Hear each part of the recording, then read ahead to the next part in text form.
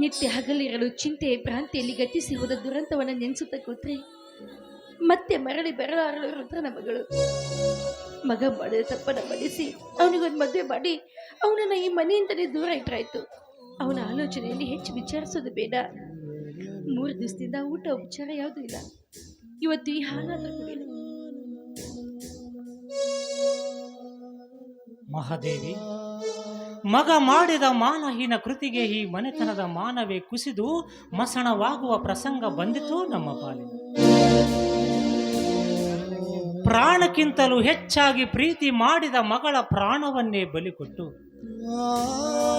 ಈ ಮನೆತನದ ಮಾನವನ್ನು ಉಳಿಸಿದ ಆ ಪುಣ್ಯವಂತನ ಋಣ ನಾವು ಯಾವ ಕಾಲಕ್ಕೂ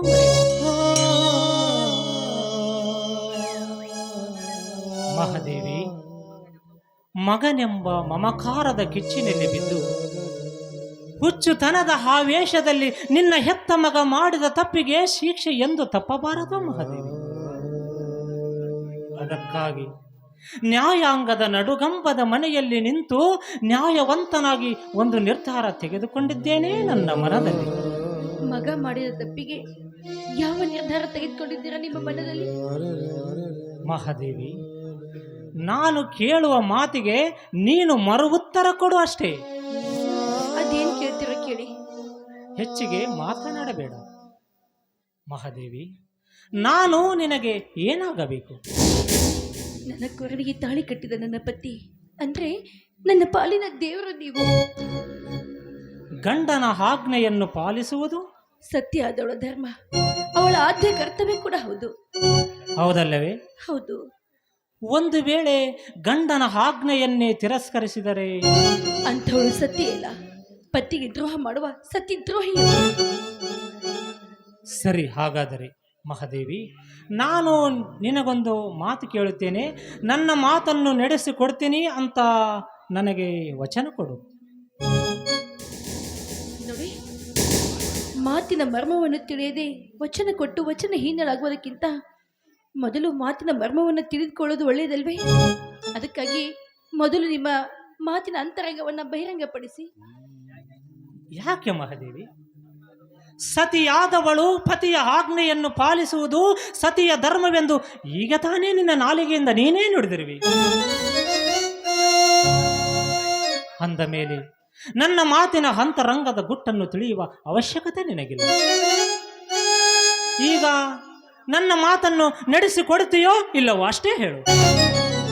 ನನ್ನ ಹೆತ್ತವರ ಮೇಲೆ ಆಣೆ ಮಾಡಿ ಹೇಳ್ತೀನಿ, ಖಂಡಿತ ನಿಮ್ಮ ಮಾತನ್ನು ನಡೆಸಿಕೊಡ್ತೀನಿ. ಮಹಾದೇವಿ, ಸತಿ ಧರ್ಮದ ಭಕ್ತಿಯಲ್ಲಿ ಪತಿ ಕುಡಿಯಲೆಂದೇ ಈ ಹಾಲು ನನಗೆಂದು ತಂದಿರು. ಆದರೆ ಇಂದು ಈ ಹಾಲಿನ ಅವಶ್ಯಕತೆ ನನಗಿಲ್ಲ. ನೀ ತಂದ ಈ ಹಾಲು ನಿನ್ನ ಕೈಯಾರೆ ನಿತ್ಯ 10 ಗಂಟೆಗೆ ಕುಡಿಯುವ ನಿನ್ನ ಮಗ ಮಾಂತೇಶನಿಗೆ ಕುಡಿಸಬೇಕು. ಆದರೆ ನಿನ್ನ ಮಗ ಕುಡಿಯುವ ಹಾಲಿನಲ್ಲಿ ವಿಷ ಹಾಕಿ ಕುಡಿಸಿ ಕೊಂದು ಬಿಡು ನಿನ್ನ ಮಗನನ್ನು.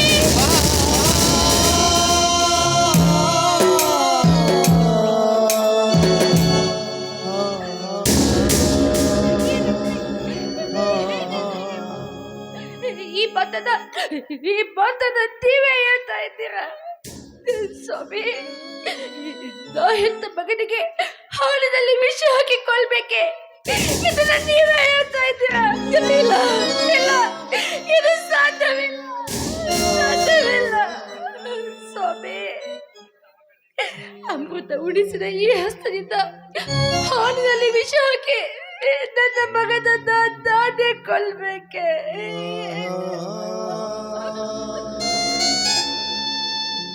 ನನಗೆ ಗೊತ್ತು ಮಹಾದೇವಿ, ನೀನು 9 ತಿಂಗಳು ಹೊತ್ತು ಹೆತ್ತು ಎದೆ ಹಾಲು ಕೊಟ್ಟು ತುತ್ತಿಟ್ಟು ಸಾಕಿ ಸಲುಹಿದ ನಿನ್ನ ಹೆತ್ತ ಕೊರಳಿನ ಕೊರಗೂ ನನಗೆ ಗೊತ್ತು.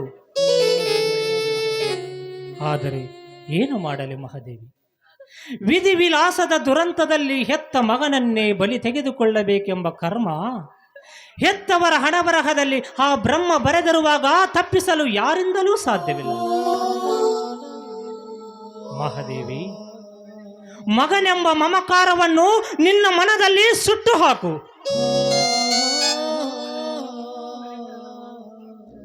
ಮನೆತನದ ಮಾನವನ್ನು ಉಳಿಸಲು ಮುಂದಾಗು. ಏಕೆಂದರೆ ಹೆತ್ತ ಮಕ್ಕಳ ಪ್ರಾಣಕ್ಕಿಂತ ಈ ಮನೆತನದ ಮಾನ ಬಹಳ ಪ್ರಾಮುಖ್ಯವಾದದ್ದು. ಇದುವೇ ನಿಜವಾದ ಮಾನವಂತರ ಮನೆತನದ ಲಕ್ಷಣಗಳು.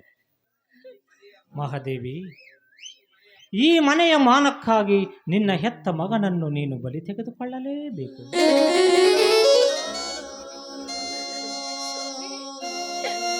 ಮಗನ ಪ್ರಾಣ ಹೋಗೋದಕ್ಕಾಗಿ ನಾನು ಭಯ ಪಡ್ತಾ ಇಲ್ಲ ಆದ್ರೆ ಹೆತ್ತ ತಾಯಿಯಾದವಳೆ ಹೆತ್ತ ಮಗನಿಗೆ ಹಾಲಿನಲ್ಲಿ ವಿಷ ಹಾಕಿಕೊಳ್ಳುವ ಯಾವ ತಾಯಂದ್ರಾದ್ರೂ ಉಂಟೆ ಈ ಜಗತ್ತಲ್ಲಿ? ಉಂಟೆ? ಯಾಕಿಲ್ಲ ಮಹಾದೇವಿ? ದೈವ ಪರೀಕ್ಷಿಸಲು ನಿಂತಾಗ ಭಕ್ತ ಸಿರಿಯಾಳನ ಆಜ್ಞೆಗೆ ಅವನ ಸತಿಯಾದ ಚಂದ್ರಮತಿ ತನ್ನ ಹೆತ್ತ ಮಗನನ್ನೇ ಬಲಿ ತೆಗೆದುಕೊಳ್ಳಲಿಲ್ಲವೇ? ಬಾಲಚಂದ್ರನ ಹೆಂಡತಿ ಅನಸೂಯ ತನ್ನ ಗಂಡರ ಮಾತಿಗೆ ತನ್ನ ಹೆತ್ತ ಮಗನನ್ನೇ ಬಲಿ ತೆಗೆದುಕೊಳ್ಳಲಿಲ್ಲವೇ?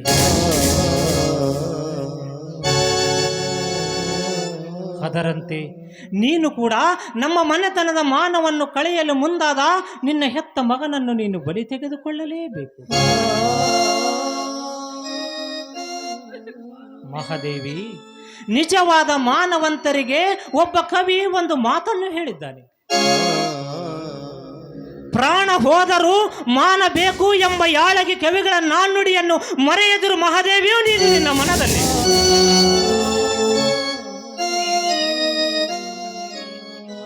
ಮಹಾದೇವಿ, ನನಗೆ ಹೆಚ್ಚಿಗೆ ಮಾತನಾಡುವ ಸಮಯವಿಲ್ಲ. ಈಗ ಒಂದೇ ಒಂದು. ಯಾವುದು? ನಿನಗೆ ಮಗ ಬೇಕೋ ಅಥವಾ ಮಾಂಗಲ್ಯ ಬೇಕೋ? ಹೇಳು ಮಹಾದೇವಿ, ಯಾವುದು ಬೇಕು ನಿನಗೆ?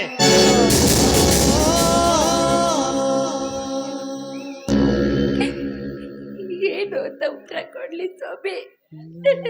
ನಾನು ನಿಮ್ಗೆ ಏನು ಅಂತ ಉತ್ತರ ಕೊಡ್ಲಿ? ಮಗ ಮತ್ತು ಮಾಂಗಲ್ಯ ನನ್ನ 2 ಕಣ್ಣುಗಳಿದ್ದಂತೆ. ಆ 2 ಕಣ್ಣಿನಲ್ಲಿ ಯಾವುದನ್ನ ಬೇಕು ಅದಲ್ಲಿ ಯಾವುದನ್ನ ತಿರಸ್ಕರಿಸ್ಲಿ? ಸತಿ ಧರ್ಮದ ಹೆಣ್ಣಿನ ಸ್ಥಾನದಲ್ಲಿ ನಿಂತು ನಾ ಕೇಳುವುದು ಒಂದನ್ನೇ. ಯಾವುದು? ಮಗ ಹೋದರೂ ಮಾಂಗಲ್ಯ ಬೇಕು. ಮಗ ಹೋದರೂ ಮಾಂಗಲ್ಯ ಬೇಕು. ಮಗ ಹೋದರೂ ಮಾಂಗಲ್ಯ. ಸತಿ ಧರ್ಮ.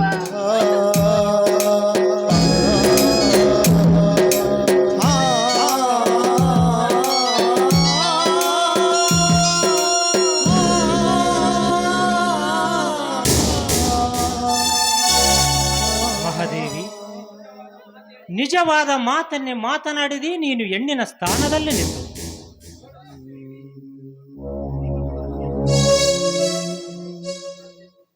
ನೋಡು ಮಹಾದೇವಿ, ಈಗ ಮಗ ಮಾಂತೇಶ್ ಬರುವ ಸಮಯ.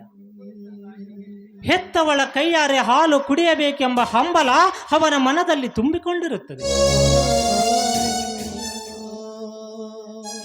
ನಿನ್ನ ಕೈಯಿಂದ ಕುಡಿಸುವ ಈ ಹಾಲಿನಲ್ಲಿ ಈ ವಿಷ ಹಾಕಿ ಕುಡಿಸಿ ಕೊಂದು ಬಿಡು ನಿನ್ನ ಮಗನನ್ನು.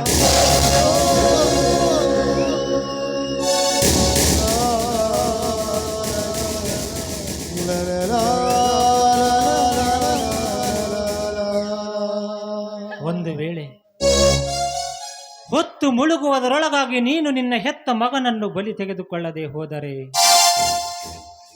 ನಿನ್ನ ಕೊರಳಿಗೆ ತಾಳಿ ಕಟ್ಟಿದ ನಿನ್ನ ಗಂಡ ಇಂದು ನಡು ರಾತ್ರಿ ಆತ್ಮಹತ್ಯೆ ಮಾಡಿಕೊಂಡು ಸಾಯುತ್ತಾನೆ.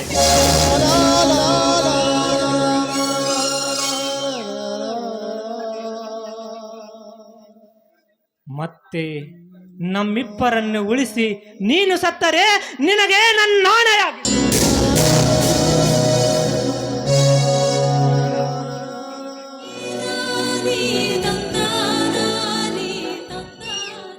ಯಾವುದನ್ನು ಉಳಿಸಿಕೊಳ್ಳಬೇಕು, ಯಾವುದನ್ನು ಕಳೆದುಕೊಳ್ಳಬೇಕು ಎಂಬ ನಿರ್ಧಾರ ನಿನಗೆ ಬಿಟ್ಟಿದ್ದು.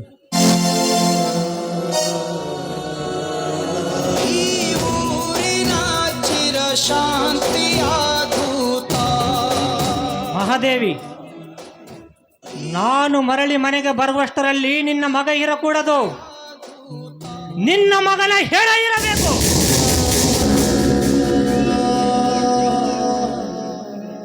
ಇಲ್ಲದಿದ್ದರೆ ನಿನ್ನ ಕೊರಳಲ್ಲಿರುವ ಮಾಂಗಲ್ಯ ನಿನ್ನದಲ್ಲ, ನಿರ್ಧಾರ ಮಾಡು.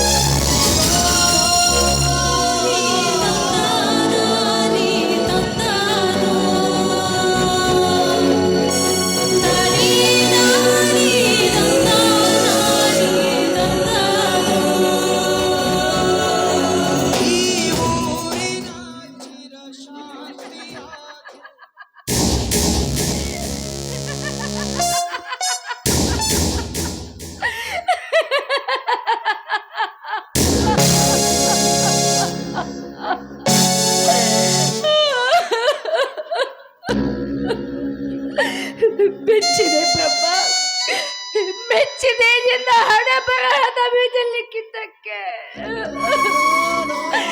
ಮೆಚ್ಚಬೇಕು ಪ್ರಭ, ಮೆಚ್ಚಬೇಕು ಅಂತಿದ್ದಂತ ಮಗನೆಂಬ ಹಸಿ ಮೌಸದ ಬುದ್ಧಿಯನ್ನಾಗಿ ಮಾಡಿ ನನ್ನ ಉಡಿಯಲ್ಲಿ ಕಟ್ಟಿದೆ.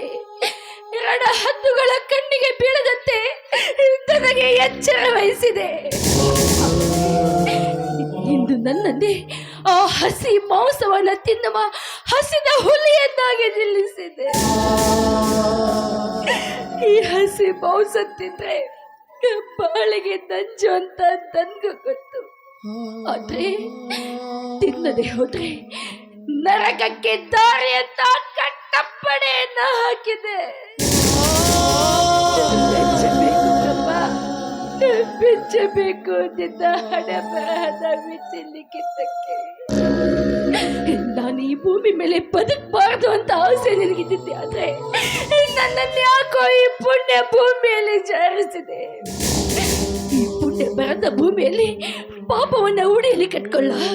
ಇಲ್ಲ ಇಲ್ಲ ಇಲ್ಲ.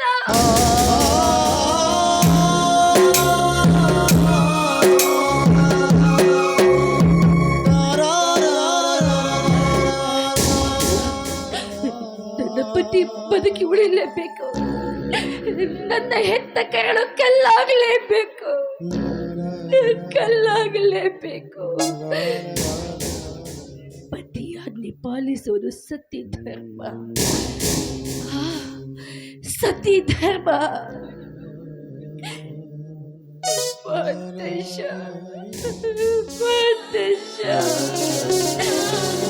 ಎಲೆ ಮನವೇ ಕಲ್ಲಾಗು, ಕಲ್ಲಾಗು.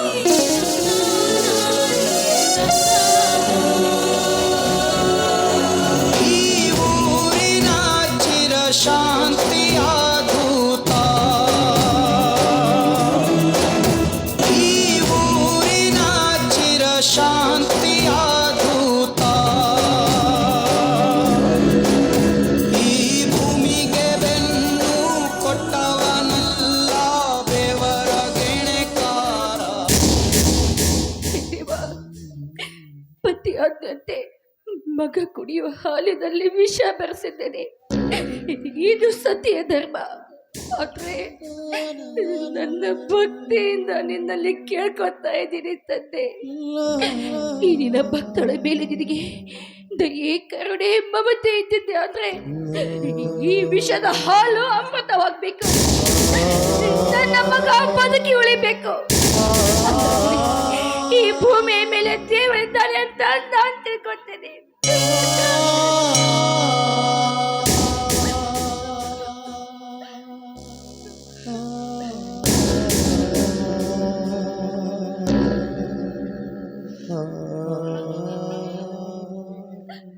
ಏನಮ್ಮ, ಮಗ ಮನೆಗೆ ಬರುವ ಮುನ್ನವಾಗಿಯೇ ಮನೆ ಬಾಗಿಲಲ್ಲಿ ಅಂಗೈಯಲ್ಲಿ ಹಾಲಿನ ಗ್ಲಾಸ್ ಹಿಡಿದುಕೊಂಡು ನಿಂತಿರುವಲ್ಲ, ಎಷ್ಟಮ್ಮ ಈ ನಿನ್ನ ಮಗನ ಮೇಲೆ ನಿನ್ನ ಪ್ರೀತಿ ವಾತ್ಸಲ್ಯ. ಅಮ್ಮ, ನಿನ್ನಂತ ತಾಯಿಯ ಹೊಟ್ಟೆಯಲ್ಲಿ ಹುಟ್ಟುವ ಮಕ್ಕಳು ಪುಣ್ಯ ಮಾಡಿರಬೇಕು. ನಾನು ಈ ಜಗತ್ತಿನಲ್ಲಿ ಎಷ್ಟೋ ತಾಯಿಂದರನ್ನು ಕಂಡಿದ್ದೇನೆ, ಆದರೆ ನಿನ್ನಂತ ಎತ್ತ ತಾಯಿಯ ಕರಳು ನಾನು ಎಲ್ಲಿಯೇ ಕಂಡಿಲ್ಲಮ್ಮ, ಎಲ್ಲಿಯೂ ಕಂಡಿಲ್ಲ. ನಿಜ ಬಂದೇಶ, ಈ ಜಗತ್ತಿನಲ್ಲಿ ಎಷ್ಟೋ ತಾಯಂದ್ರನ್ನ ನೀನು ಕಂಡಿರಬಹುದು, ಮಗನ ಮೇಲೆ ಪ್ರೀತಿ ಮಮತೆ ತೋರಿಸುವ ತಾಯಂದ್ರನ ಕಟ್ಟಿರ್ಬೋದು. ಆದ್ರೆ ಮಗನ ಮೇಲಿನ ಮಮತೆ ಹೆಚ್ಚಾಗಿ ಇಂಥ ಹಾಲನ್ನ ಕುಡಿಸುವ ತಾಯಂದ್ರನ ನೀನೆಲ್ಲಿಯೂ ಕಂಡಿರ್ಲಿಕ್ಕಿಲ್ಲ ಮಗ. ನನ್ನ ಹೊಟ್ಟೆಯಲ್ಲಿ ಹುಟ್ಟಿದ ಸತ್ತು ಪರೀಕ್ಷೆ ಇದು. ಹುಟ್ಟಿದ್ದು ನಿನ್ನಂತ ಪುಣ್ಯವಂತ. ನನ್ನ ಹೊಟ್ಟೆಯಲ್ಲಿ ಹುಟ್ಟಿದ ನಿನ್ನ ಪುಣ್ಯವೋ ಅಥವಾ ನಿನ್ನಂತ ಮಗನನ್ನ ಹೆತ್ತಿದ್ದು ನನ್ನ ಪುಣ್ಯವೋ ಆ ದೇವರೇ ಬಲ್ಲ, ಆ ದೇವರೇ ಬಲ್ಲ. ಅಮ್ಮ, ಯಾಕಮ್ಮ ಕಣ್ಣಲ್ಲಿ ಕಣ್ಣೀರು? ಯಾಕಿಲ್ಲಪ್ಪ? ಹಾಲು ಕುಡಿಸುವ ಸಂತೋಷಕ್ಕಾಗಿ ಮಗ, ಹಾಲು ಕುಡಿಸುವ ಸಂತೋಷಕ್ಕಾಗಿ. ಅಮ್ಮ, ಸಂತೋಷಕ್ಕಾಗಿ ಯಾವತ್ತು ಕಣ್ಣೀರು ಹಾಕ್ಬಾರ್ದಮ್ಮ, ಕಣ್ಣೀರು ಹಾಕ್ಬಾರ್ದು. ತೆಗೆದುಕೊಳ್ಳಪ್ಪ, ಹಾಲು ಕುಡಿ. ಅಮ್ಮ, ಇವತ್ತು ನನ್ನ ಹುಟ್ಟುಹಬ್ಬ. ಬಹುಶಃ ನೀವಿಬ್ಬರು ಯಾವುದೋ ವಿಷಯದಲ್ಲಿ ನನ್ನ ಹುಟ್ಟುಹಬ್ಬ ಆಚರಿಸೋದನ್ನು ಮರ್ತಿದ್ದೀರಿ ಅಂತ ಕಾಣಿಸುತ್ತದೆ. ಅಮ್ಮ, ಹುಟ್ಟುಹಬ್ಬದ ದಿವಸ ಎತ್ತ ತಾಯಿಯ ಕೈಯಿಂದ ಹಾಲು ಕುಡಿಯುವ ಮುನ್ನ ನಿನ್ನ ಹತ್ರ ನಾನು ಒಂದು ಮಾತು ಕೇಳುವುದಿದೆ ಅಮ್ಮ. ಅಮ್ಮ, ನೀನು ಆ ಮಾತಿಗೆ ಉತ್ತರ ಕೊಟ್ರೆ ಮಾತ್ರ ನಾನು ಹಾಲು ಕುಡಿವೇನು. ತಾರಮ್ಮ ಹಾಲು?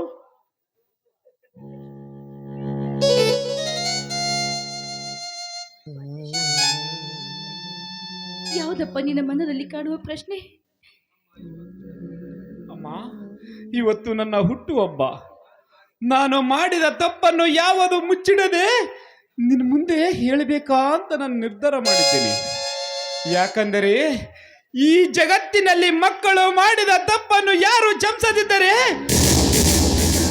ಎತ್ತ ತಾಯಿ ಕ್ಷಮಿಸುತ್ತಾಳೆಂಬ ನಂಬಿಕೆ ನನ್ನಲ್ಲಿದೆ. ಎತ್ತ ತಾಯಿಯ ಮುಂದೆ ಸತ್ಯವನ್ನು ಹೇಳಿದರೆ ತಪ್ಪನ್ನು ಒಪ್ಪಿ ತನ್ನ ಮಡಿಲಲ್ಲಿ ಮನ್ನಿಸುತ್ತಾಳೆಂಬ ಕವಿಗಳ ವಾಣಿ ಕೂಗಿ ಕೂಗಿ ಹೇಳುತ್ತೇನೆ ಅಮ್ಮ. ಹೀಗಿರುವಾಗ ನನ್ನ ಜೀವನದಲ್ಲಿ ಎಂದು ಮಾಡಬಾರದ ತಪ್ಪನ್ನು ನಾನು ಮಾಡಿದ್ದೇನಮ್ಮ. ಈ ತಪ್ಪನ್ನು ನೀವು ಕ್ಷಮಿಸಲೇಬೇಕಮ್ಮ. ನೀನು ಯಾವ ತಪ್ಪು ಮಾಡಿದಿ ಅಂತ ನನಗೆ ಗೊತ್ತಾಗ್ಬೇಕಲ್ಲ ಅಮ್ಮ. ಮಾನವಂತರ ಮನೆಯ ಮಗನಾಗಿ, ಪುಣ್ಯವಂತರ ಎತ್ತ ತಂದೆ ತಾಯಿಯ ಕಂದನಾಗಿ ನಾನು ಮಾಡಬಾರದ ತಪ್ಪನ್ನು ನಾನು ಮಾಡಿದ್ದೇನಮ್ಮ. ಅದೇನಂದ್ರೆ ನಮ್ಮನ್ನೇ ನಂಬಿದ ಒಂದು ಬಡ ಕುಟುಂಬದ ಹೆಣ್ಣನ್ನು ಮಾನಭಂಗ ಮಾಡಿದ್ದೇನಮ್ಮ, ಮಾನಭಂಗ ಮಾಡಿದ್ದೇನೆ.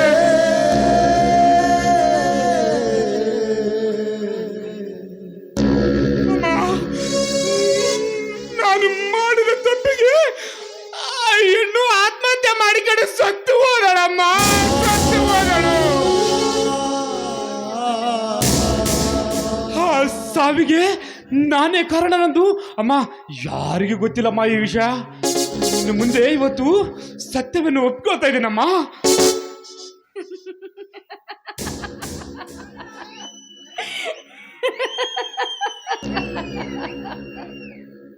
ಅಮ್ಮ, ಯಾಕಮ್ಮ ನಗ್ತಾ ಇದೀಯಾ?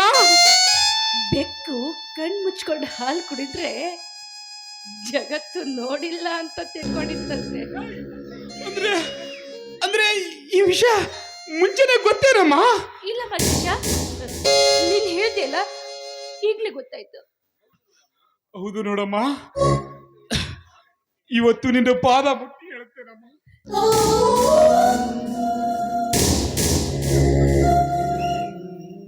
ಇನ್ನು ಮುಂದೆ ಇಂಥ ತಪ್ಪನ್ನು ನಾನು ಯಾವತ್ತೂ ಮಾಡಲಾರೆನಮ್ಮ, ಯಾವತ್ತೂ ಮಾಡಲಾರೆನಮ್ಮ. ನನಗೆ ಹೆಂಡತಿಯಾಗಿ ಬರುವ ಹೆಣ್ಣನ್ನು ಬಿಟ್ಟು ಈ ಜಗತ್ತಿನಲ್ಲಿ ಕಾಣುವ ಹೆಣ್ಣು ಮಕ್ಕಳನ್ನು ನನ್ನ ಎತ್ತ ತಾಯಿ ಅಂತ ಕಾಣುತ್ತೀನಮ್ಮ, ನನ್ನ ಎತ್ತ ತಾಯಿ ಅಂತ ಕಾಣುತ್ತೀನಿ. ಈ ಜಗತ್ತಿನಲ್ಲಿ ಕಾಣುವ ಹೆಣ್ಣು ಮಕ್ಕಳನ್ನು ಕಣ್ಣೆತ್ತಿಯೂ ನೋಡಲಾರನಮ್ಮ. ಅಮ್ಮ, ಆದ್ರೆ ಈ ಒಂದು ಮಾತನ್ನು ನೀನು ಕ್ಷಮಿಸಬೇಕಮ್ಮ, ನೀನು ಕ್ಷಮಿಸಬೇಕು ಮಗನೇ. ಈ ಒಂದು ತಪ್ಪನ್ನು ನಾನು ಕ್ಷಮಿಸಿದ್ದೀನಿ. ನನ್ನ ಮಗನಾಗು ಬದುಕು, ನನ್ನ ಆಶೀರ್ವಾದ ನಿನ್ನ ಮೇಲೆ ಇದೆ ಎಂದು ನನ್ನ ಮಸ್ತಕದ ಮೇಲೆ ನಿನ್ನ ಅಮೃತದ ಹಸ್ತವಾಗಿ ನಿಂತು ಆಣೆ ಮಾಡಿ ಹೇಳಮ್ಮ. ಅಂದಾಗೆ ಮಾತ್ರ ನಾನು ಈ ಹಾಲು ಕುಡಿವೇನಮ್ಮ. ಅಮ್ಮ ಅಮ್ಮ, ಬರೀ ಹಾಲಲ್ಲಮ್ಮ, ನೀನು ವಿಷ ಕೊಟ್ಟರೆ ನಾನು ಸಂತೋಷವಾಗಿ ಕುಡಿತೀನಮ್ಮ, ಸಂತೋಷವಾಗಿ ಕುಡಿತೀನಿ.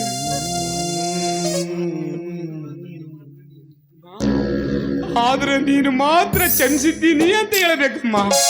ಅಮ್ಮ, ಯಾಕಮ್ಮ ಮೌನವಾಗಿ ನಿಂತಿರುವೆ? ಮಾತನಾಡಮ್ಮ. ಏನಂತ ಆಶೀರ್ವಾದ ಮಾಡ್ಲಿ ಮಗ? ನಾನು ನಿನ್ಗೆ ಏನಂತ ಆಶೀರ್ವಾದ ಮಾಡ್ಲಿ? ದೈವ ದೂರ ಆದ್ರೆ ಆ ದೇವರು ಬಂದ್ರು ಬದುಕಿಸ್ಕೊಳ್ಳೋದಕ್ಕೆ ಸಾಧ್ಯ ಇಲ್ಲ ಅಂತ. ಇವತ್ತು ನಾನು ನಿನ್ನ ಪಾಲಿಗೆ ದೇವರಾಗಿ ನಿಂತರು ಬದುಕಿ ಉಳಿಯುವ ಭಾಗ್ಯ ನಿನ್ ಪಡ್ಕೊಂಡು ಬಂದಿಲ್ಲ ಮಾಂತೇಶ, ನೀನ್ ಪಡ್ಕೊಂಡು ಬಂದಿಲ್ಲ ಮಾಂತೇಶ. ದೊಡ್ಡಪ್ಪ, ಮಕ್ಕಳಿಗಿಂತ ತಾಯಿ ದೊಡ್ಡವಳಲ್ವೇ? ದೊಡ್ಡವರ ಮಾತನ್ನ ಪಾಲಿಸೋದು ಸಣ್ಣವರ ಕೆಲಸವೇ ಅಲ್ವೇ? ಹಾಗಿದ್ರೆ ಮೊದಲು ಹಾಲನ್ನ ಕೊಡಿ, ಆಮೇಲೆ ನಾನು ನಿನಗೆ ಆಶೀರ್ವಾದ ಮಾಡ್ತೀನಿ. ಅಮ್ಮ, ಈ ಮಾತು ಸತ್ಯವೇನಮ್ಮ? ಸತ್ಯವಾಗಿ ಮಗ. ಅಮ್ಮ, ಹಾಗಾದರೆ ಎತ್ತವಳ ಆಸೆ ಗೆಲ್ಲಲಿ. ತೆಗೆದುಕೊಂಡು ಬರಮ್ಮ ಹಾಲು.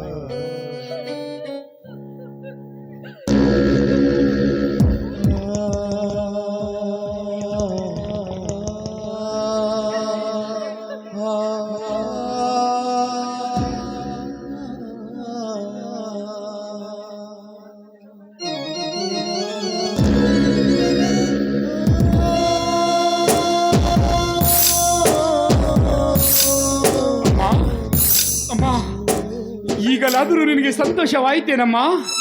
ಅಮ್ಮ, ಈಗಲಾದರೂ ನನಗೆ ಆಶೀರ್ವಾದ ಮಾಡಮ್ಮ. ಅಮ್ಮ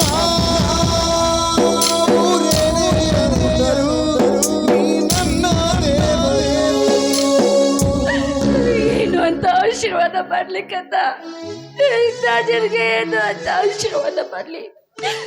ನಿನಗೆ ಆಶೀರ್ವಾದ ಮಾಡುವಂತ ಯೋಗ್ಯತೆ ಈ ಸಮಯದಲ್ಲಿ ನಾನು ಉಳಿಸ್ಕೊಂಡಿಲ್ವೋ? ನಾನು ಉಳಿಸ್ಕೊಂಡಿಲ್ಲ. ನಾನಿನ ಹೆತ್ತ ತಾಯಿಯಲ್ಲ ಮಾಂತೇಶ, ನಿನ್ನ ಪಾಲಿನ ಯಮ್ಮ.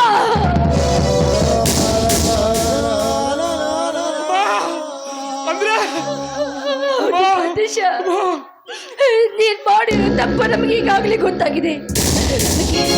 ನಿನ್ನ ಹೆತ್ತ ಪಾದನೆ ಇಟ್ಟ ಹೋಗಿದ್ದಾನೆ. ಏನಂದ್ರು? ನೀನು ಬದುಕಿ ಉಳಿಯಮ್ಮ.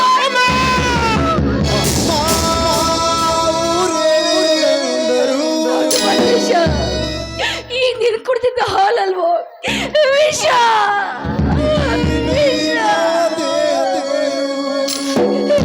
ಹೆತ್ತವಳ ಹಾಲು ವಿಷವಾಯ್ತು ಮಾಂತೇಶ, ಹೆತ್ತವಳ ಹಾಲು ವಿಷವಾಯ್ತು. ಜಗಕ್ಕೆ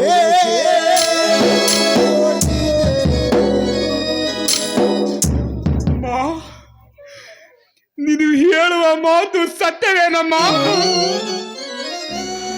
ಅಮ್ಮ, ಈ ಜಗತ್ತಿನಲ್ಲಿ ಎದ್ದ ತಾಯಿ ಆಳಿನಲ್ಲಿ ಮಗನಿಗೆ ವಿಷ ಹಾಕಿ ಕುಡಿಸುವುದು ಉಂಟೇನಮ್ಮ?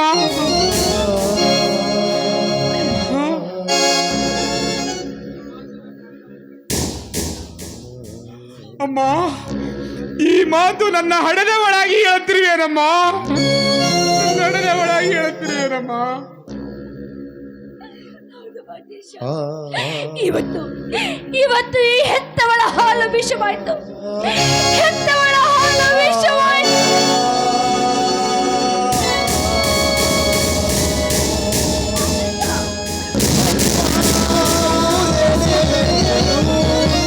ನೀ ನನ್ನ ದೇವರು, ಜಗಕ್ಕೆ ಕೋಟಿ ದೇವರು. ನೀ ನನ್ನ ದೇವರು, ಪ್ರಾಣಕ್ಕೂ ದೊಡ್ಡವರು, ಅಮ್ಮ, ಎದ್ದ ತಾಯಿಯ ಕೈಯಿಂದ ವಿಷ ಕುಡಿದು ನೀನು ಸಾಯುವುದು ನನ್ನ ಹಣೆ ಬರದಲ್ಲಿ ಬರೆದಿದ್ದರೆ ನಿನ್ನ ನೇಕಮ್ಮ ಒಡೆ ಮಾಡಲಿ ತಾಯಿ.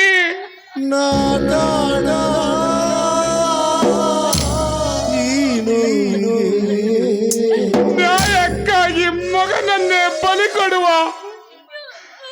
ನಿಮ್ಮಂತ ಶ್ರೇಷ್ಠ ತಂದೆ ತಾಯಿಯ ಹೊಟ್ಟೆಯಲ್ಲಿ ಮತ್ತೊಮ್ಮೆ ಹುಟ್ಟಿ ಬರುವೆನೆಂದು ಆ ಭಗವಂತನಲ್ಲಿ ನಾನು ಕೇಳಿಕೊಳ್ತೀನಿ ತಾಯಿ, ಕೇಳಿಕೊಳ್ತೀನಿ.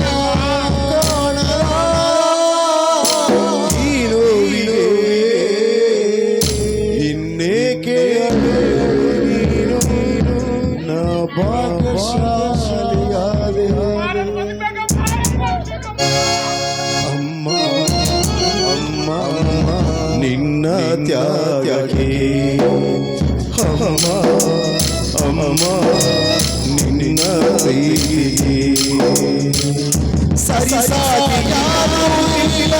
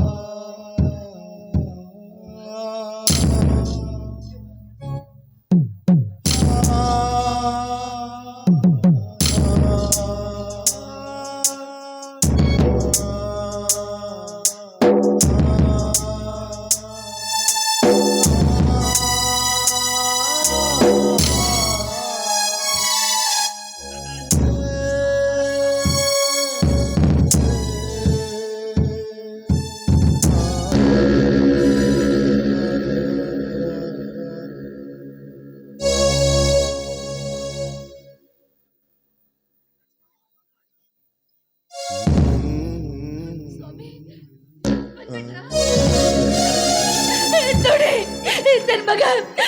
ತನ್ ಮಗ ಮಾಂತೇಶ ಸತ್ತೋಗ್ಬಿಟ್ಟ ಕಣ್ರಿ. ನೋಡಿ, ಮಗನ ಹೆಣವನ್ನ ಕಣ್ತುಂಬ ನೋಡಿ ಆನಂದ ಪಡ್ರಿ. ನನ್ ಮಗ ಸತ್ತೋದ, ನನ್ನ